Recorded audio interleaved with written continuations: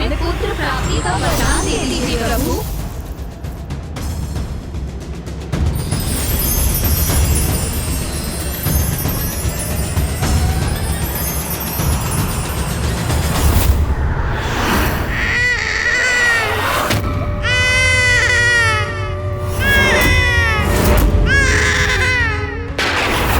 अवश्य अनुचित हो रहा है स्वामी। आप कहाँ उलझे हुए हैं? क्या ये आपकी ही किसी लीला का भाग है? क्योंकि मुझे ऐसा आभास हो रहा है जैसे आप लौटने ही नहीं वाले। अब मैं क्या करूँ स्वामी? सर्वप्रथम मुझे अशुभ संकेत प्राप्त हुए और अब रह रह कर शिशु स्वर मेरे कानों में पड़ रहा है। इन सभी का क्या अर्थ है?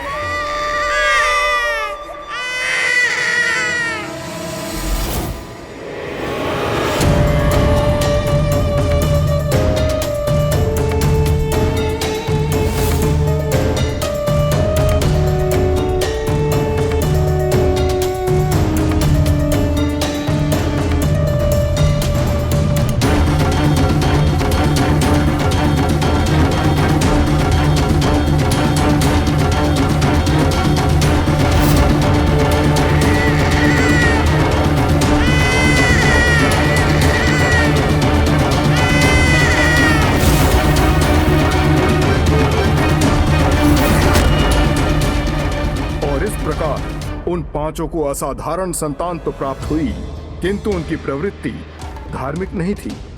धर्म कर्म में किसी भी प्रकार की रुचि दिखाने के विपरीत उन्हें तो हिंसा ही प्रिय थी। किंतु फिर माता लक्ष्मी ने क्या किया लंकेश? और प्रभु महादेव, उन्होंने तो मामा श्री हरि नारायण को अवश्य ढूंढ लिया होगा ना? पंच सुंदरियों को प्राप्त वरदान का एक भाग ये भी था कि कोई भी नारायण को ढूंढने में असमर्थ हो जाए।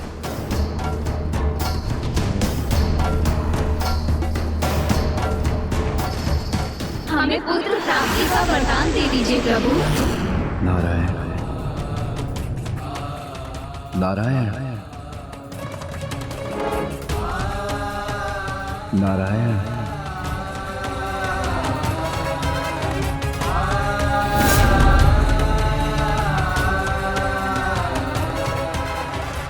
हे नारायण।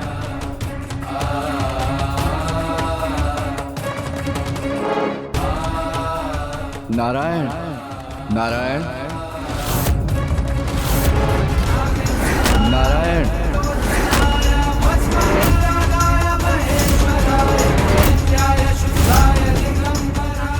नारायण हे नारायण। जहां एक ओर मेरे प्रभु महादेव अत्र तत्र सर्वत्र श्री हरिनारायण को ढूंढने में व्याकुल थे, वहीं दूसरी ओर पंच सुंदरियां श्री हरिनारायण की सेवा शुश्रा में लगी थी। किंतु उन्होंने तो वास्तव में अपने छलपूर्ण प्रेम से श्री हरिनारायण को बंधक ही बना लिया था।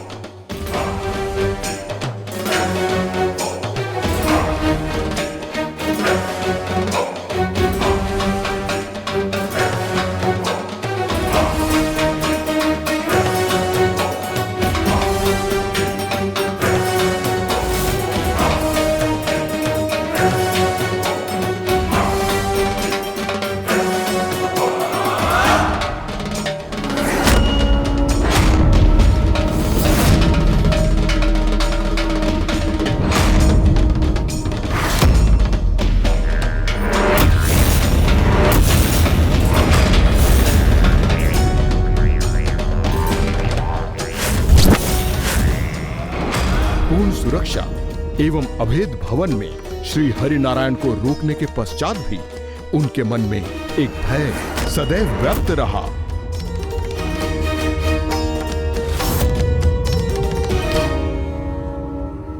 सेनापति! सेनापति! ये यहाँ किन निर्बल सैनिकों को नियुक्त किया है आपने? क्या हमारी सेना में इनसे अधिक सबल सुगठित सैनिक नहीं है जिन पर यहाँ की निगरानी का भार छोड़ा जा सकता है? मुझे क्षमा कर दीजिए देवी, मैं अभी इन्हें यहाँ से हटा देता हूँ और सबल सैनिकों को नियुक्त कर देता हूँ। और उन सुरक्षा घेरों का क्या हुआ जिसके निर्माण का आदेश दिया था हमने? समुद्री पाताल के 5 प्रवेश द्वारों को बाधित कर दिया गया है। सागर तल के नीचे जो मुख्य प्रवेश द्वार है उसे ऐसी 2 भारी शिलाओं से ढक दिया गया है जिसे हिलाना असंभव के समान है। और इस भवन के प्रत्येक द्वार पर अधिक से अधिक सैनिक नियुक्त कर दिए गए हैं। आप निश्चिंत रहिए देवी, ना तो यहाँ कोई प्रभु श्री हरि नारायण के समीप आ सकता है और ना ही कोई उन्हें यहाँ से ले जा सकता है।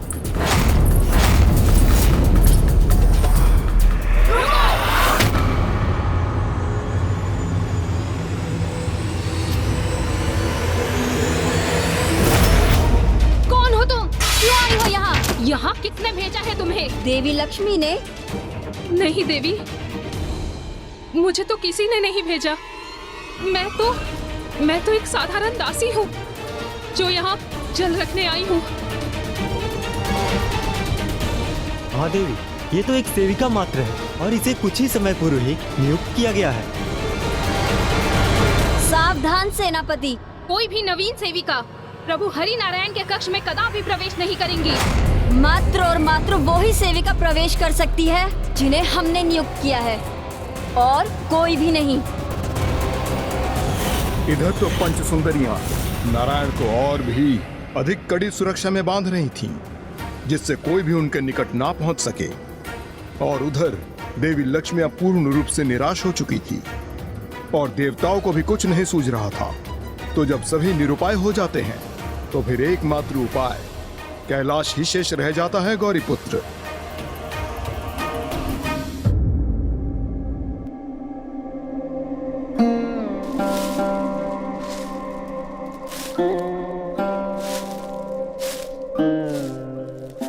कदाचित स्वामी भ्राता श्री हरि नारायण को ढूंढ ही लाए।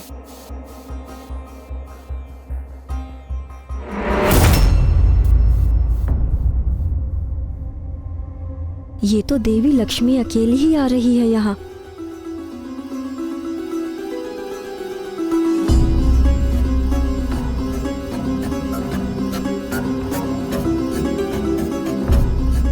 अवश्य भैया नारायण की अनुपस्थिति को लेकर अत्यंत चिंतित है देवी लक्ष्मी। देवी, प्रणाम माता पार्वती। प्रणाम माता लक्ष्मी। माता लक्ष्मी, हम सभी वैकुंठ गए थे, किंतु हमें वहां ना आपके दर्शन प्राप्त हुए और ना ही प्रभु श्रीहरि नारायण के।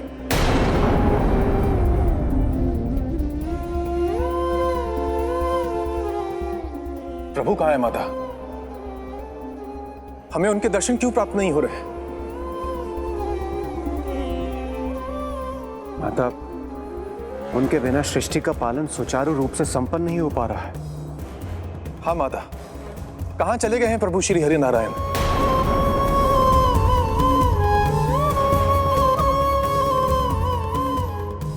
देवगण, मैं आप सभी की समस्या से परिचित हूँ। महादेव भ्राता श्री हरि नारायण को लौटाने के लिए प्रस्थान कर चुके हैं और महादेव अपने आराध्य श्री हरि नारायण को ढूंढ न सके, ये तो असंभव है। महादेव को अब भ्राता श्री हरि नारायण के निकट पहुंचने से अब कोई नहीं रोक सकता।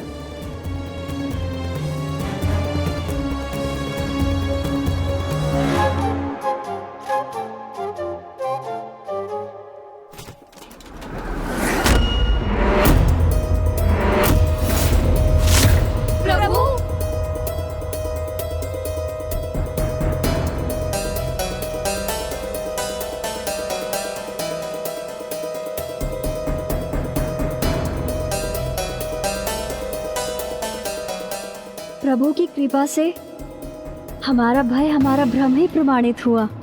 हमारे प्रभु तो यही स्थित है, सर्वथा सुरक्षित है।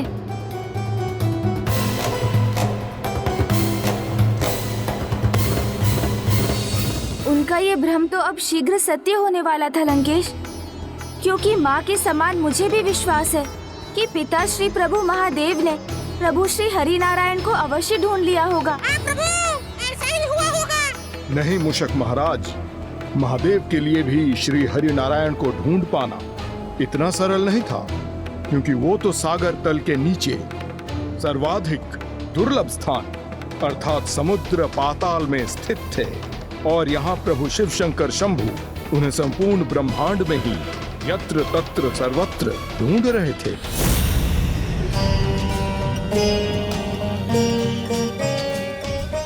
हे नारायण, मैं आपको कहाँ ढूंढूंगा? कहाँ हैं आप? कहाँ हैं आप?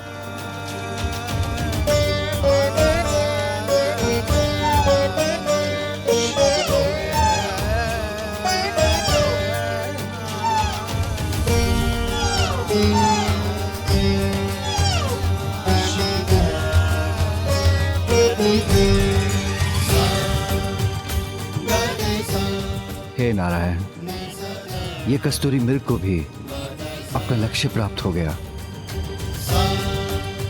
किंतु मैं कब अपना लक्ष्य प्राप्त करूंगा? कहाँ मिलेंगे आप?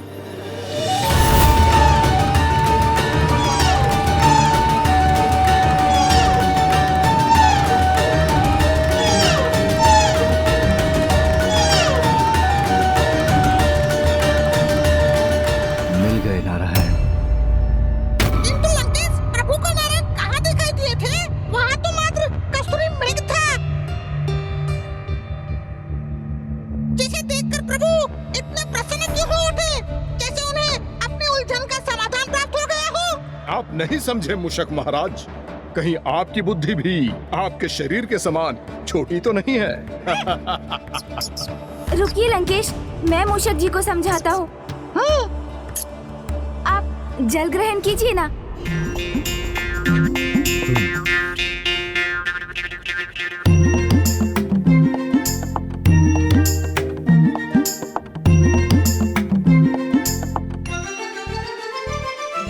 चतुर गणेशा।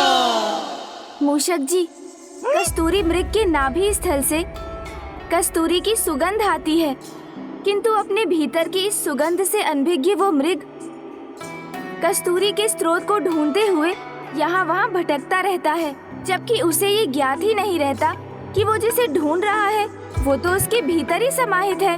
और उसी को देखकर प्रभु महादेव को भी आभास हुआ कि जिन प्रभु श्री हरि नारायण को वो सर्वत्र ढूंढ रहे हैं वो तो उनके हृदय में वास करते हैं। शिवाय विष्णु रूपाय शिव रूपाय विष्णवे शिवस्य हृदयं विष्णुम विष्णोच्च हृदयं शिवः यथा शिवमयो विष्णुरेवं विष्णुमयः शिवः। अर्थात विष्णु ही शिव है और शिव ही विष्णु है। शिव के हृदय में विष्णु का वास है तो विष्णु के हृदय में स्वयं शिव का। इसलिए जहाँ कोई प्रभु विष्णु को ढूंढकर उन्हें प्राप्त करेगा उसे तो वहीं शिव स्वतः प्राप्त हो जाएंगे, और जहाँ शिव होंगे वहाँ तो विष्णु का होना भी अनिवार्य है। सत्य का आभास होते ही प्रभु महादेव ने श्री हरि नारायण को ढूंढ लिया। इस प्रश्न का उत्तर तो हाँ भी है और ना भी।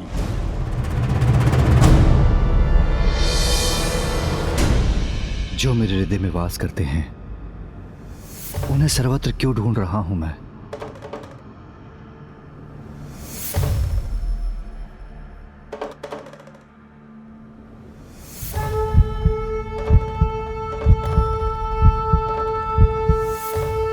ये मेरा नहीं, आपके हृदय का स्पंदन है नारायण, क्योंकि मेरा स्पंदन तो आपके हृदय में गूंज रहा होगा, आपके हृदय में गूंज रहा होगा, आपके हृदय में गूंज रहा होगा, आपके हृदय में गूंज रहा होगा।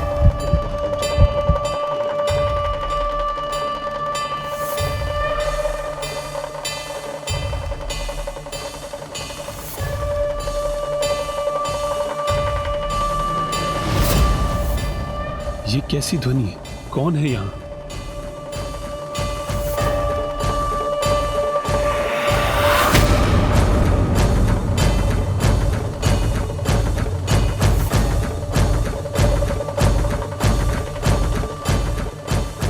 आप क्या ढूंढ रहे हैं प्रभु?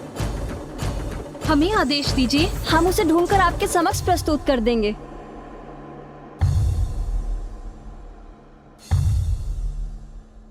मेरे वक्ष में जो हृदय का स्पंदन गूंजायमान हो रहा है, ऐसा प्रतीत होता है जैसे ये किसी और का है,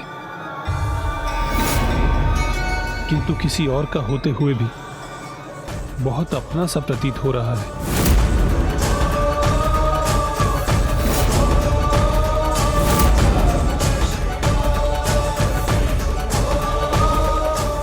क्या देवी लक्ष्मी ही पुनः प्रभु को पाने का प्रयास कर रही है?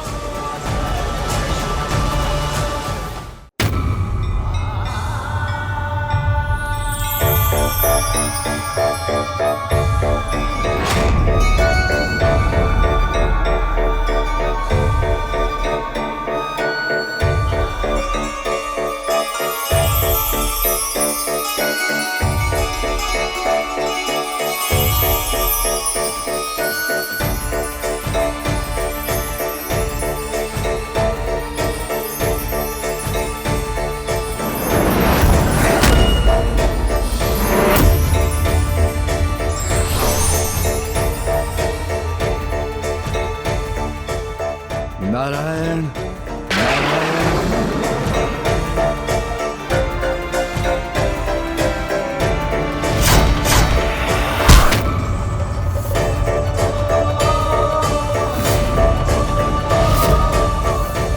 नारायण नारायण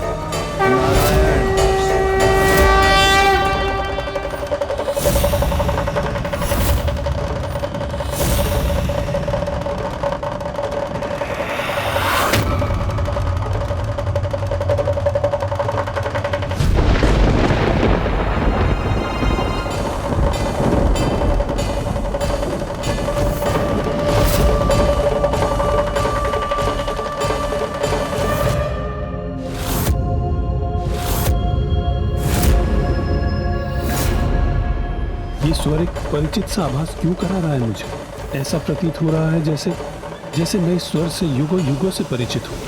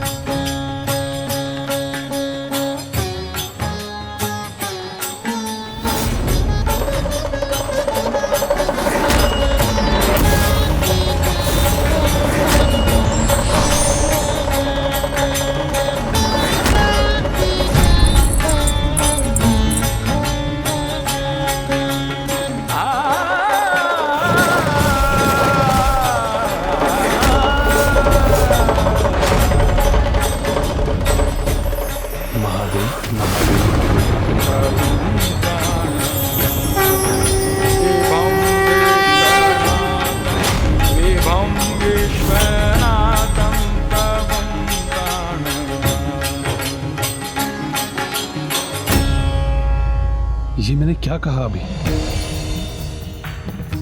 किसके नाम का उच्चारण किया?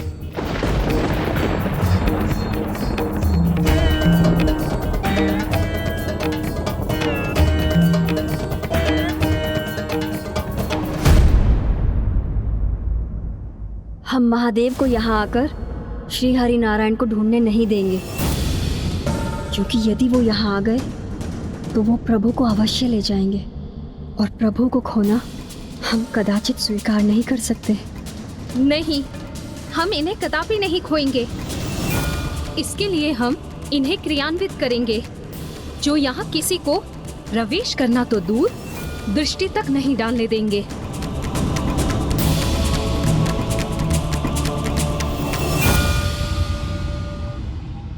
लंकेश, ये किसे क्रियान्वित करने की बात कर रही थी पंच सुंदरियां?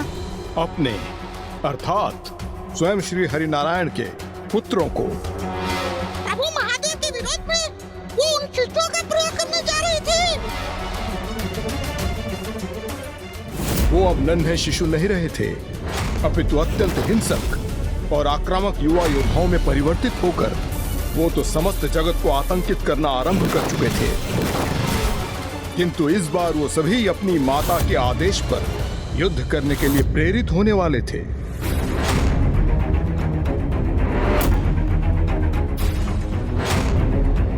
हम सभी प्रभु श्री हरिनारायण की संतानें हैं। उन्हीं की भांति सर्वशक्ति संपन्न है हम। इसलिए आप सभी चिंता कदापि न करें माता। हम यहाँ अपने स्थान में किसी को प्रवेश नहीं करने देंगे, फिर भले ही वो कितना प्रचंड योद्धा क्यों ना हो।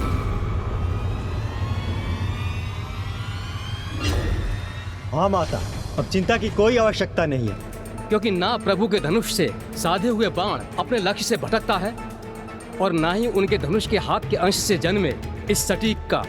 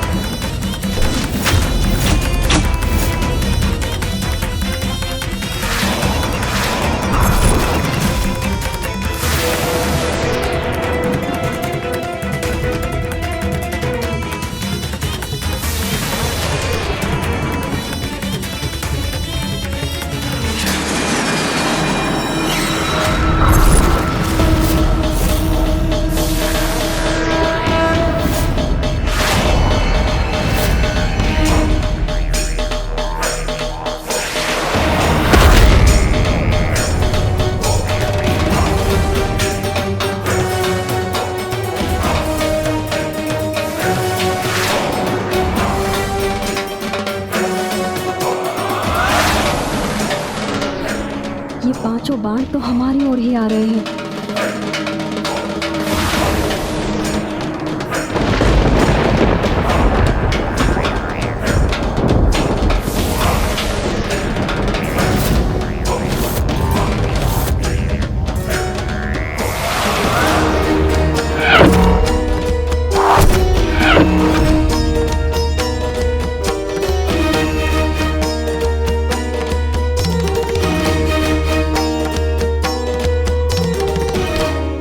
अपने इस पुत्र का प्रणाम स्वीकार कीजिए माताओं।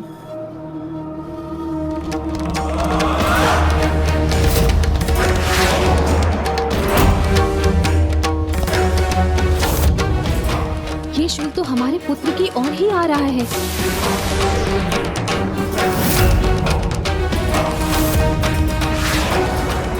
दिव्यांश के होते हुए आपको चिंता करने की आवश्यकता नहीं है माता, क्योंकि नारायण के उस हाथ के अंश से मैंने जन्म लिया है जिसमें वो सुदर्शन चक्र को धारण करते हैं। इसलिए मुझ में तो सुदर्शन चक्र की तीव्रता है।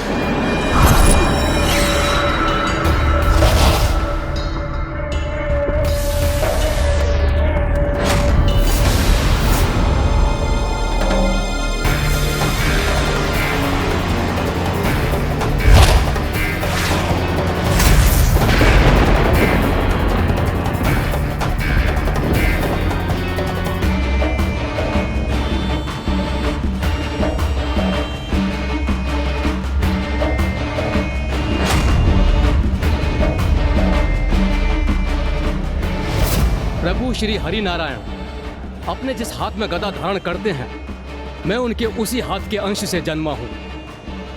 इसलिए मैं तो उनके गदा के समान ही महाशक्तिशाली हूं माता।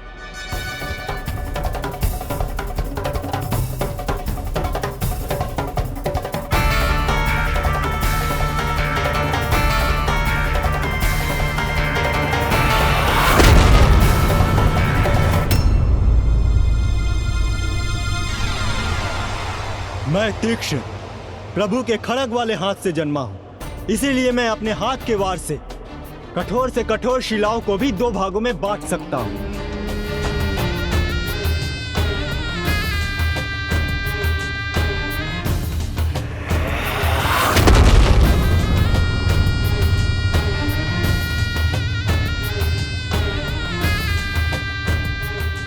और मैं गर्जन प्रभु के शंखधारी हाथ से जन्मा। धनी ही मेरी शक्ति है।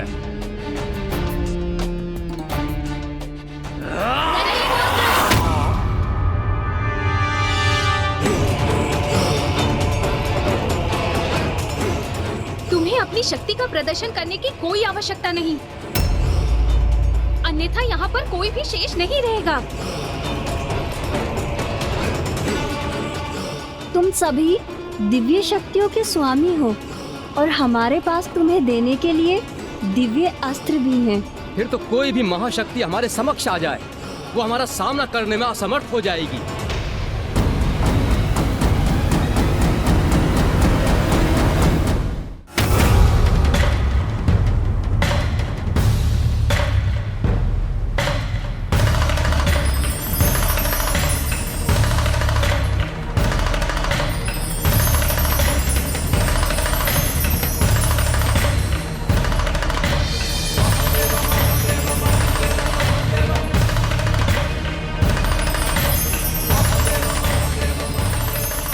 सागर के तल को भेदने के लिए मुझे अत्यंत शक्तिशाली खुरों और विशाल सिंह की आवश्यकता होगी।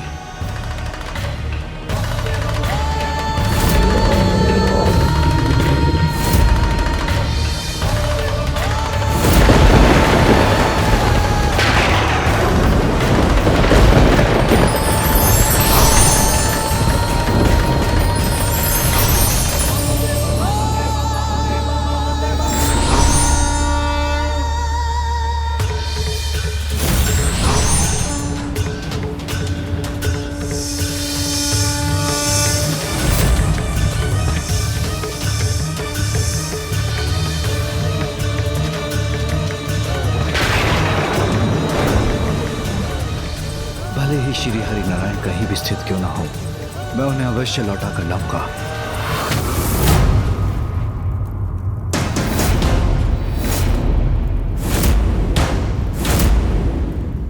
भले ही कोई भी क्यों ना आ जाए, हम उसे पिताजी की परछाई तक भी नहीं पहुंचने देंगे। नहीं पहुंचने देंगे। हाँ, नहीं पहुंचने देंगे। नहीं पहुंचने देंगे।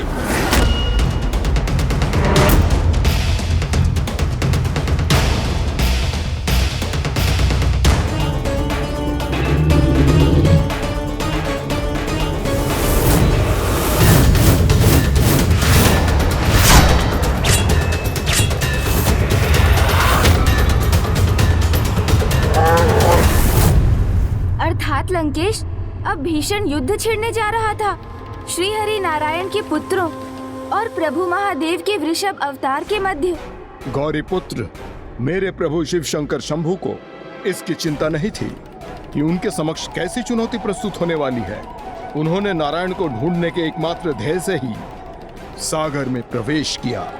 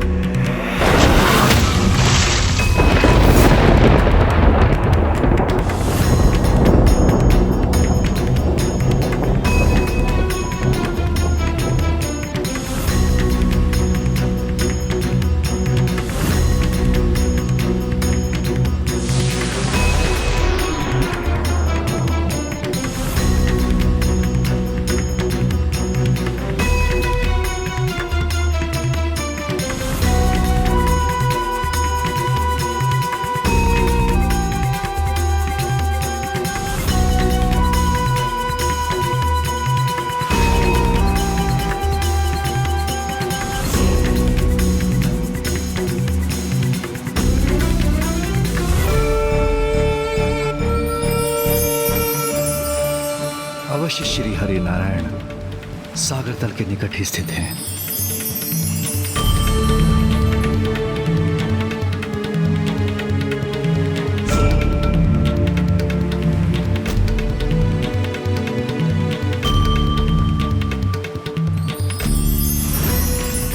किंतु इसके पूर्व कि मुझे नारायण का संकेत देने वाली ध्वनि तरंगे खो जाएं, मुझे शीघ्र उन तक पहुंचना होगा।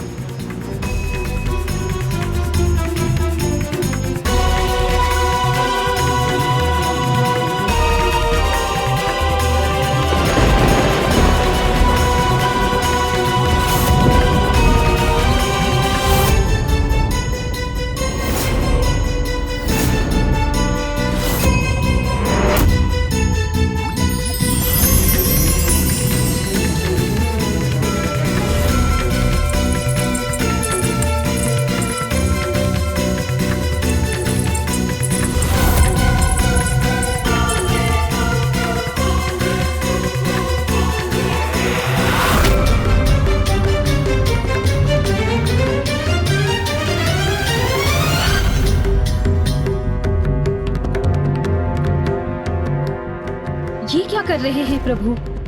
वो अपने स्थान से उठ क्यों गए? प्रभु का इतना अनमना होना तो हमारे लिए चिंता का विषय है।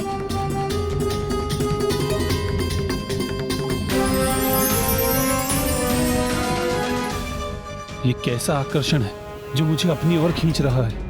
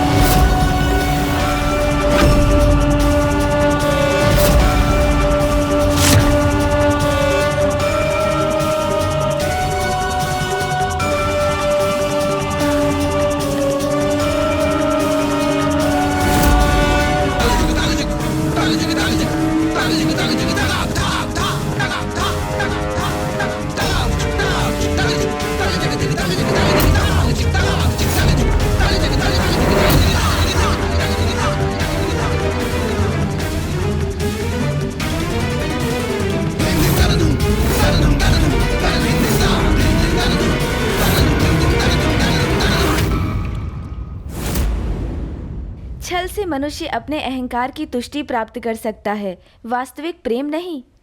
क्योंकि वास्तविक प्रेम तो श्रद्धा और समर्पण में ही है।